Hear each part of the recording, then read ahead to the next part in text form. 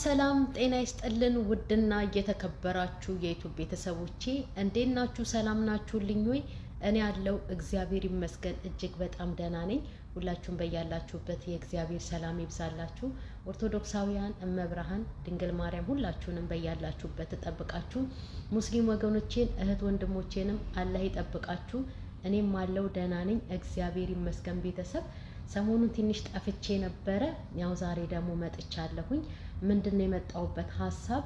ጋሽዬ እንግዲህ ሩታን ሲለምኗት አይተናልና በጣም ብዙ ሰዎች አብርሃም ጥፋተኛ እንደሆነ ሩታ ደግሞ ምንም አይነት በቃ ከነ ጥፋት እንደሌለባት ብዙ ኮመንት አንብቤ በጣም ታዝቤያለሁ። የእውነት ሲጀመር መጀመሪያ ማወቅ ያለባችሁ ማለት ነው ማወቅ ያለብን ሁላችንም ብንሆን ሁለት ሰዎች ሲጣሉ መጀመሪያ ሁለቱም ጋር ጥፋት አለ። ሁለቱም ጋር ጥፋት አለ። አንደኛው ሲያጠፋ አንደኛው ደግሞ ለዛኛው ጥፋቱን በጥፋት የሚመልስለት ከሆነ መቼም ቢሆን መስማማት የለም፣ መስማማት አይመጣም። ምንም ቢሆን በሩታ ላይና በአብርሃም ላይ እንደምናየው መጀመሪያ አብርሃም አጠፋ ተባለ፣ አብርሃም ልጅ አለው ተባለ። ሁሌ አብርሃምን መጨፍጨፍ ብቻ አይደለም፣ ጥፋቱ ማጋ ነው። እንደገና ደግሞ ማስተካከልስ ያለበት ማን ነው ብለን ማሰብ አለብን። እንዴ ሩታን ብትሆን እኮ ጥፋት አለባት። ለምን ነው የምትሸፋፍኑት? አንድ ኮሜንታተር ማን ነው አንድ ዩቲዩበርማ አለ። እኔ የሚመስለኝ እሱ ሰውዬ እሱ ልጅ ሲሰራ ቪዲዮ ኮሜንት አንብቦ የማን ወገን ጋር እንደሚያዘነብል አይቶ ነው መሰለኝ የሚሰራው። እና ሰሞኑን በቃ ሩታ ምንም አይነት ነገር ጥፋት እንደሌለባት እያደረገ ሲሰራ ነበረ። ለምን አንድ ሰው ሁለት ሰውን ማስታረቅ ከፈለገ የሁለቱንም ጥፋት እኩል ተናግሮ። እኔ እዩን አንዳንዴ የምወደው ለምን እንደሆነ ታውቃላችሁ? ሩታንም ትክክለኛውን በቃ አንቺም ጥፋት አለብሽ ብሎ ትክክለኛውን ይነግራታል የእውነት። ስለዚህ እውነቱ ይሄ ነው። ትናንትና ደግሞ ጋሼ ሄዱ እሷ ጋር አይደለ ሊያስታርቁ ነው፣ እንደ አባት ሊያስታርቁ ነው። እውነት ነው። አብርሃምን ይቆጣሉ፣ እሷን ይለምናሉ እንዲታረቁ ማለት ነው። እሷ ናት ነገሩ ላይ ችክክ ብላ ያለችው ማለት ነው። ስለዚህ ጋሽዬ የሄዱት አብርሃም ማን ነው ሩታ ጋራ ሩታን እንትን ለማለት አይደለም። አንዳንዶቻችሁ ሩታን ነው መጠየቅ፣ ሩታን ነው ማስፈራራት ምናምን የሚል ነገርም አይቻለሁ። ይሄ እኮ ማስታረቅ ነው፣ መለመን ነው፣ ሩታን መጠየቅ ነው። ታረቁ። እሱንም ልጁን መጥቶ ይሄ የመምከር የአባትነት ድርሻን ነው እንጂ ያዙት እኮ እሳቸው ሩታን እየተቆጡ አይደለም። ሩታን ነው መቆጣት ወይስ ልጅን ነው መቆጣት የሚል ነገርም አይቻለሁኝ።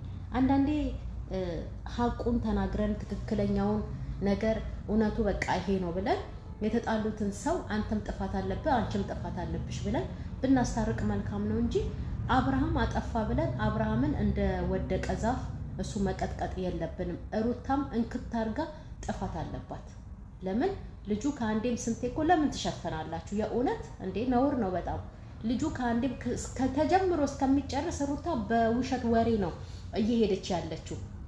በውሸት ወሬ ልጅ አለው ተባለ፣ ምን ነፃነት መጣች፣ ያ ሁሉ ትርምስ አለፈ። ውሸት እንደሆነ አረጋገጠች። ምንም የተመለሰችው ነገር የለም። አሁን ዋናው ነገር ሄርሜላ ናት። ሄርሜላ በጣም ባለጌ ስዳደግ ቤተሰብ የሌላት ሴት ናት አንዳንዴ የምትመስለኝ ማለት ነው። አብርሃምም ቢሆን ማለት ነው መቼም እናንተ በክፉ ቀን ስትጨነቁ አብራችሁ የነበረውን ሰው ሂዱ ጣልኝ ብሎ ወይ ደግሞ ነገር አስቀይሞ ማባረሩ ይከብዳል አይደል እንዴ? አብርሃም ላይም አትፍረዱ።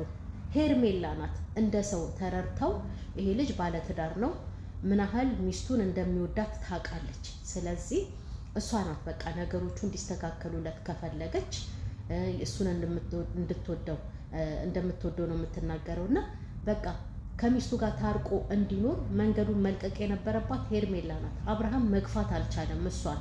አንዳንዴም ሰውን መረዳት አለባችሁ።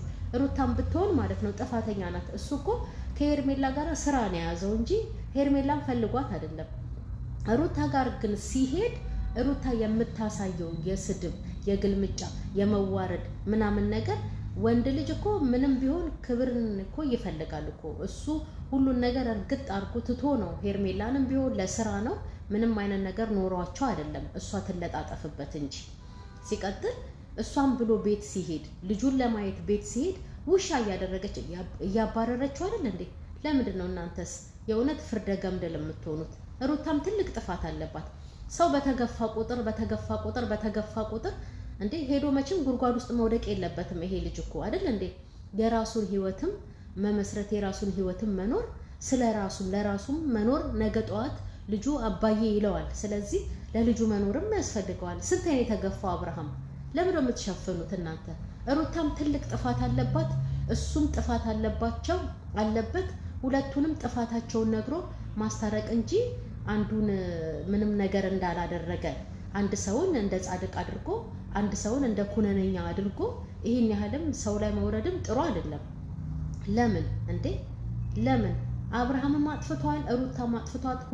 ሁለት ሰዎች ሲጣሉ አጥፍተው ጥፋት አለባቸው ሁለቱም። በቃ ጥፋትን ደግሞ በጥፋት ሳይሆን መሸፈን፣ ጥፋትን ደግሞ በጥፋት ሳይሆን እንትን መክፈል ያለባቸው አንዱ ተሸንፎ አንዱን ይቅርታ አድርጎለት መኖር መስማማት ነው ያለባቸው እንጂ አብርሃምን እኮ የወደቀ መሳር ነው ያደረጋችሁት፣ የወደቀ ዛፍ ነው ያደረጋችሁት። ማርያምን አሁንም አብርሃም ጥፋት የለበትም ማለት ሳይሆን ጥፋት አለበት።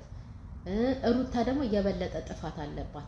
አብርሃም ልጅ አለኝ ሚስት አለችኝ ሄጄ ልጠይቅ ልንከባከብ ሲል መንገዱን ያልከፈተችለት ቦታ ያልሰጠችው ሩታ እኮ ናት። ለምን ስለ ሩታ ሳትናገሩም እንዴ? ለምን ሩታንስ አንቺ ጥፋተኛ ነሽ ጥፋት አለብሽ ብላችሁ ለምን አትናገሩ? ሩታም ጥፋት አለባት። እሷም ጥፋቷን አምና አብርሃምም ጥፋቱን አምኖ ልጁ የተገፋ ሰው ነው። የእውነት ሲገፋ የት ይሄድ ታዲያ?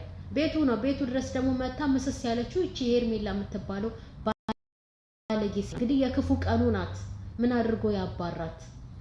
ሁላችሁም አንዳንዴ እኛስ ብንሆን አብርሃም ቦታ ብለን ማሰብም አለብን። እኛስ ብንሆን ሩታ ቦታ ብለንም ማሰብ አለብን። ሁለቱም ጥፋተኞች ናቸው። ሁለቱንም ጥፋታቸውን ተናግሮ ማስታረቁ ይሻላል እንጂ ሩታ ምንም እንዳልበደለች ምንም እንዳላጠፋች አብርሃምን መጨፍጨፍ ይሄን ያህል ተገቢ አይደለም። እውነት እንዴ ጋሽዬም ቢሄዱ እኮ ልጃቸው ልጅ ነው። ተቆጥተውም በጥፊ መተውም ምንም ብለውም መክረውም ተናግረውም እንትን ሊሉት ይችላሉ። ሩታን ግን መናገር ነው በቃ ያለባቸው። ሩታን በቃ መምከር ነው ያለባቸው። ሩታን መለመን ነው ያለባቸው እንጂ እርግጠኛ ነኝ የአብርሃምን ያህል አብርሃምን እንደሚናገሩት ያህል ሩታን አይናገሩም። እውነት ስለዚህ እውነቱን ብላችሁ ሁለቱም ጥፋተኞች ናቸው። ሁለቱም የተጣሉበት ምክንያት አላቸው። ጥፋትን በጥፋት እየተከፋፈሉ ነው እዚህ ደረጃ የደረሱት። ስለዚህ ሩታም ጥፋተኛ ናት። ስለ ሩታ አትሸፈኑ፣ ትክክለኛውን ተናገሩ። ሩታ ጥፋተኛ ናት።